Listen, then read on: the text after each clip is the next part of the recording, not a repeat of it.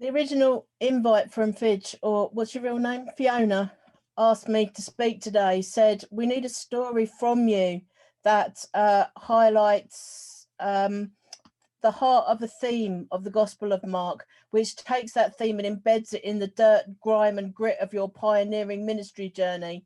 And I thought, I can do that. It went on to say, we need to hear stories from the coalface, stories of depth and substance, of inspiration, frustrations, tears, joy, blood, and reality. I thought, I'm a pioneer minister, I can definitely do that. Then it said, can you do theme 4, Passion Week?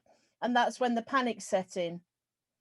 But once you split that down into confronting the establishment, being watchful, being a hope in the midst of darkness and retelling the story, I hope with God's help that I can do that.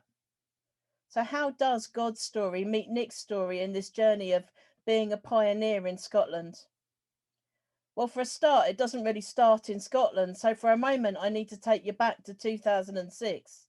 A very different world and a place where I was having a huge argument with God about my call to ministry and how somebody so anti-establishment with such a hatred of institutional church politics could ever really fit in as a presbyter in the Methodist Church.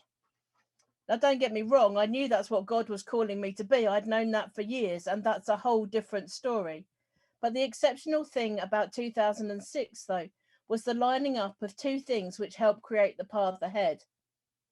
The first was being asked to read Barbara Glasson's book, Mixed Up Blessings, about her journey with the Bread Church in Liverpool as part of my candidating interview. And this was the very first time that I actually felt there was a way to answer God's call to do ministry and still be authentically Nick. And the second actually started in 2004 when the Archbishop's Council of the Church of England published the much awaited Mission Church report, which became a bestseller and laid the foundation for fresh expressions. Rowan Williams said at the beginning of that report, if church is what happens when people encounter the risen Jesus and commit themselves to sustaining and deepening that encounter in their encounter with each other, then there's plenty of theological room for diversity of rhythm and style, so long as we have ways of identifying the same living Christ at the heart of every expression of Christian life. That then led him to say, this, of course, immediately raises large questions about how different churches keep in contact, learn from each other, and the different kind of leaders that we'll need for this to happen. Mission Shaped Church was and remains the most significant piece of missional work done by the Church of England in the last 20 years, and has subsequently influenced the missional strategy for many denominations and inspired a pioneer ministry pathway in the Methodist Church. But back in 2006, when I candidated for ministry, that hadn't quite all come together, but it was decided that the Methodist Church would set me off on a very new, unknown path towards what they saw as I'd ordained pioneer ministry. In fact, I have the claim to fame of being the first one financed in this new, unknown direction. However, like most good stories, it's not without its twists, and by the time I left college, the Methodist Church had started the Venture FX program and put all its pioneer funding into this. To join Venture FX, once you were a presbyter, you had to come out of the stationing system. I was a probationer and told in no uncertain terms that I was expected to be very much in the stationing system and to do a normal probation so that I would become more rounded, more steeped in Methodism, and learn to think less out of the box.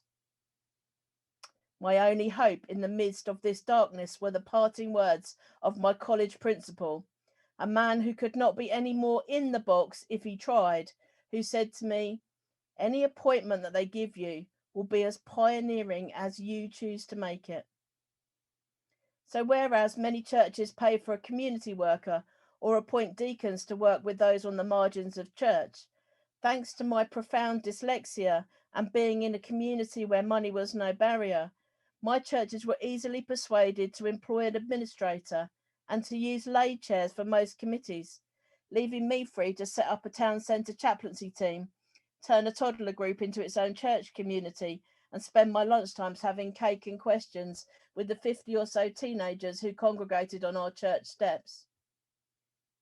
During this time, I studied further and became more and more interested in intentional ministry, like how coffee mornings could really become chaplaincy to the community and not just places to chat. Don't get me wrong, I love a cuppa and a chat, have one with anyone. It's one of my very favourite things and one of the things I long for most again now. So you can imagine, when I moved to Scotland in 2017, I was so excited about actually having half my post set aside for and being expected to work with churches, Christians, and missing Methodists. Oh, for those of you who don't know what. Oh, sorry, excuse my phone.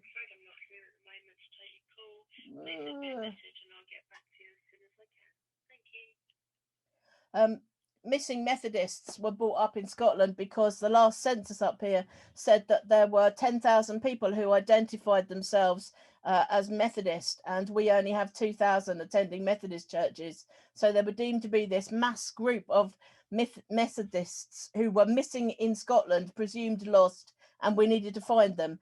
It turns out that most of them just live in areas where there are no Methodist churches, and so they joined the local church. So unfortunately, things here haven't been quite plain sailing. Over the last 4 years, I've spent many hours praying, shouting at God, crying, and working hard to try and get my district role off the ground. For many reasons, it's not really been supported in the district in the way I was promised when I started. Those who had the original vision had, for various reasons, stopped working in the district. I've at times felt let down, lost, and alone. I also came here with very little real knowledge of Scottish geography, which has been a real shock to the system. And I set off on this strange journey with a lovely, well-meaning support group who had no real idea of how they were supposed to help me and who were pulling in two very different directions, one of which was bums on seats and me single-handedly saving Scottish Methodism. But when I came, I didn't bring with me my superhero cape, and I've always known two things very clearly. God's objective is kingdom building, not bums on Methodist seats, and I'm not called to be anyone other than Nick.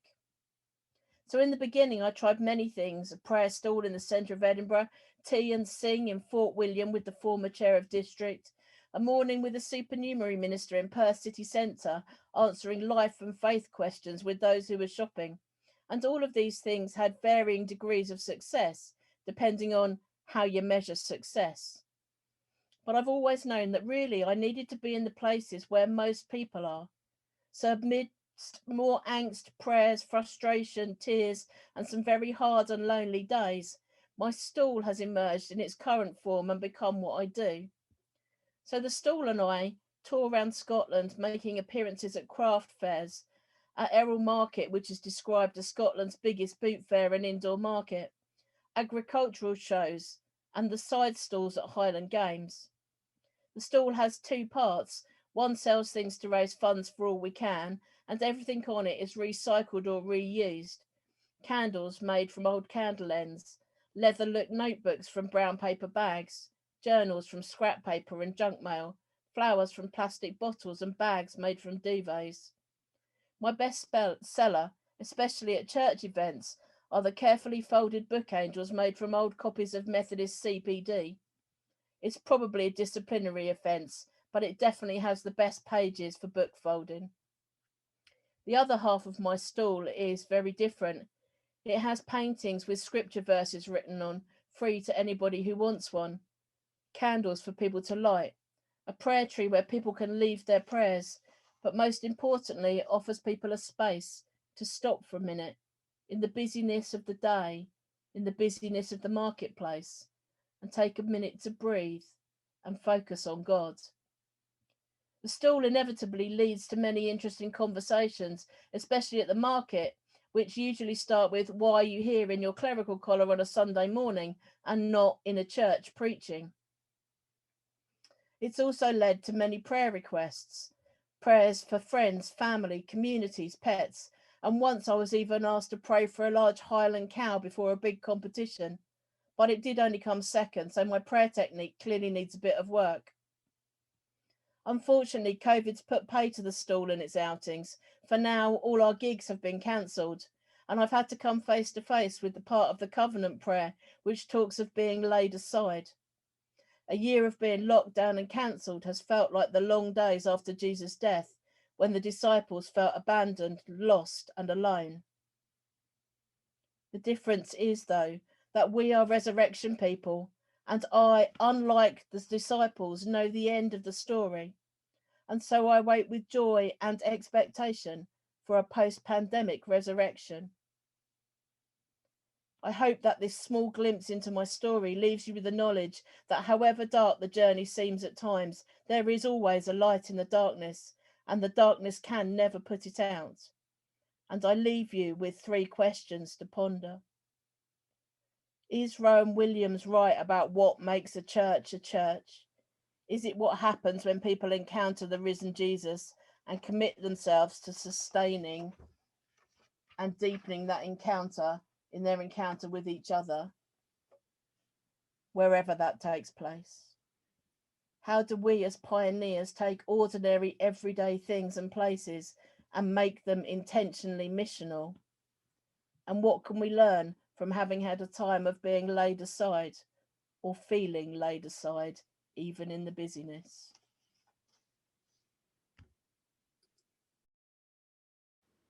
So friends, questions from Nick.